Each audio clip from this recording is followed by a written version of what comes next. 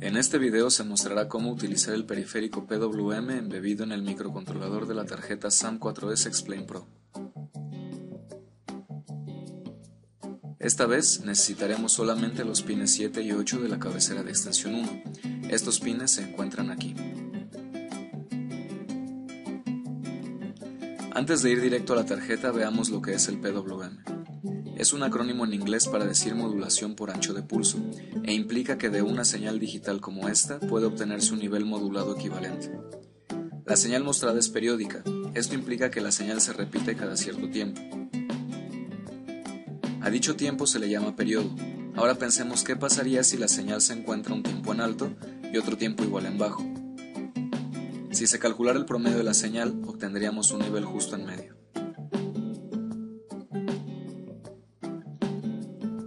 Ahora veamos una señal diferente, que sin embargo tiene el mismo periodo que la anterior. En este caso, la señal en alto toma mucho más tiempo que la señal en bajo, provocando que el promedio de la señal sea superior al nivel medio. Si cambiamos las condiciones, podemos tener una señal de igual periodo, pero con los tiempos en alto menores a los tiempos en bajo. Esto provocaría que el promedio de la señal se encuentre por debajo del nivel medio. A esta variación de la señal promedio se le llama modulación y tiene un gran número de aplicaciones. A la división del tiempo en alto entre el tiempo en bajo se le conoce como ciclo de trabajo, o en inglés duty cycle. Como comentario al margen, recuerden que la frecuencia puede calcularse como la inversa del periodo.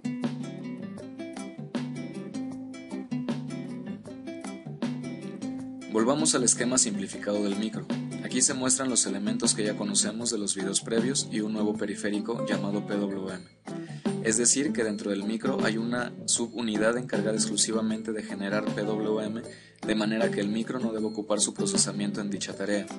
Así que el micro solo carga la configuración al periférico y este a su vez, a través del controlador de entradas-salidas, puede aparecer en alguno de los pines. Gracias al controlador de entradas-salidas podemos encontrar las señales de PWM no solo en un pin, sino en varios. Aquí se muestra la tabla con los pines del micro y su equivalente pin en la tarjeta SAM4S Explain Pro. Hasta ahora habíamos tratado los pines como entradas-salidas digitales, sin embargo son de propósito general, es decir, que pueden llevar a cabo diferentes tareas dependiendo del controlador de entradas-salidas. En la tabla se muestra la dirección que este controlador debe configurar para que el pin tenga la funcionalidad descrita. Para esta aplicación nos interesa el canal 0 de PWM, que está disponible en PA23 y PA19, cuyo equivalente en la tarjeta se encuentra en la cabecera de expansión 1 en los pines 7 y 8. Noten que en ambos pines el canal es el 0, sin embargo, uno lleva la letra H y otro la L, para denotar high y low, o en español alto y bajo. Imaginen un nivel de voltaje de 3.3 volts sobre el que va una señal PWM. Si quisiéramos una señal inversa, se vería como esta.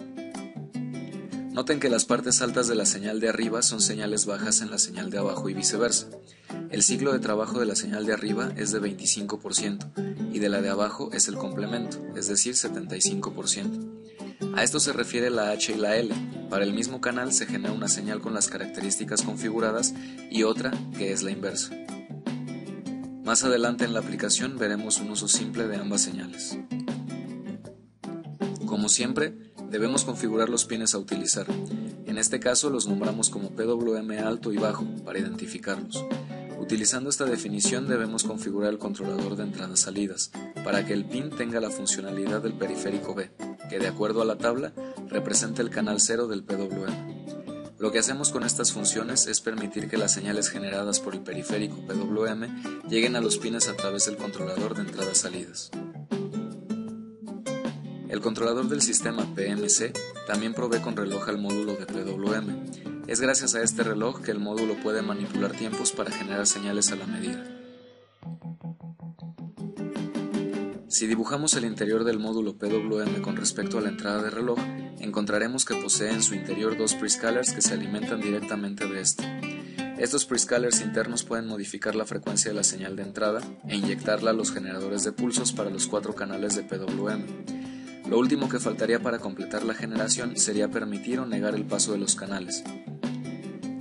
De esta forma, vemos que debemos concentrarnos en 4 cosas: que el reloj llegue al módulo PWM, en la configuración de los prescalers, en la configuración de los canales y en la habilitación de las salidas. Para conseguir todo lo anterior, hace falta que desde la ASF Wizard se agreguen todos estos servicios y controladores. Noten que al final de la entrada aparece el tipo. Para saber cómo acceder a la ASF Wizard pueden consultar el video anterior. Para comprender el funcionamiento de los prescalers del módulo PWM, imaginemos una señal digital como la que queremos generar. Esta señal por fuerza deberá tener un periodo determinado. Si todo ese tiempo lo dividimos en partes, podemos determinar con un contador los ciclos que la señal debe permanecer en alto y en bajo. El trabajo del prescaler es generar los ciclos que se van a contar. Si la frecuencia de la señal es de 1000 ciclos por segundo y cada uno de esos ciclos queremos partirlo en 100, por ejemplo, necesitaremos que el prescaler genere un reloj de 1000 por 100 Hz, es decir, 100 kHz. Si queremos que un prescaler se apague, bastará con solicitarle un 0. De esta forma, los datos necesarios para configurarlo son la frecuencia y los intervalos en que queremos dividir el periodo. Para configurar la entrada de reloj, necesitamos la función que informa al controlador del sistema que se debe habilitar el reloj para el módulo PWM. La configuración de los prescalers depende de una variable estructura de tipo PWM clock T, que contiene la frecuencia deseada del prescaler A, la del prescaler B y la de frecuencia de reloj principal. La configuración de los canales de PWM se realiza a través de una variable estructura PWM channel T, que contiene cuál prescaler se usará, cuántos ciclos del prescaler hacen un periodo del PWM, el ciclo de trabajo con el que iniciará y el canal que se configura. Hay muchas opciones más, pero estamos configurando una de las versiones más simples del módulo PWM. La configuración se carga con esta función, y si quisiéramos modificar el ciclo de trabajo, podríamos utilizar esta función. Los canales pueden habilitarse o deshabilitarse con estas dos funciones.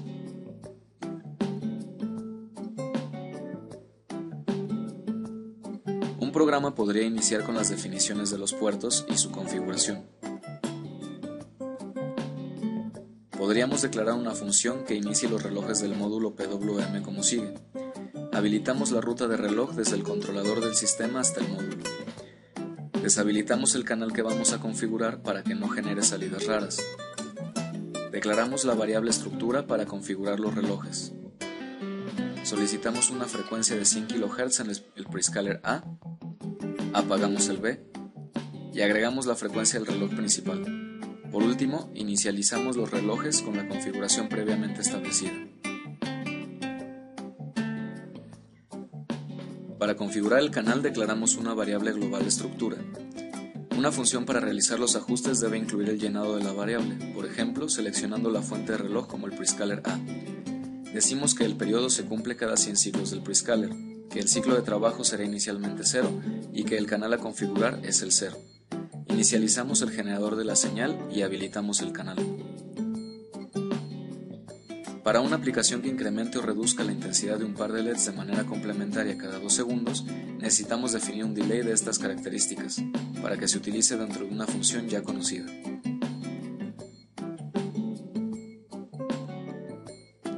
La aplicación principal necesitará dos variables, una donde se calcula el ciclo de trabajo y otra que permita contabilizar un periodo de los LEDs. Llamamos a todas las funciones definidas previamente para configurar al micro y dentro de nuestro ciclo infinito realizamos lo siguiente. Actualizamos el ciclo de trabajo. Esperamos. Evaluamos si el contador es menor o igual a 100. El ciclo de trabajo aumenta. Si es mayor, el ciclo de trabajo se reduce. Evaluamos también si el contador llega a 200. En este caso habrá que reiniciarlo. La aplicación real se vería como sigue. Consideren que dos LEDs se han conectado a las salidas del canal 0 del PWM, uno en el alto y otro en el bajo. De esa manera sus intensidades serán opuestas.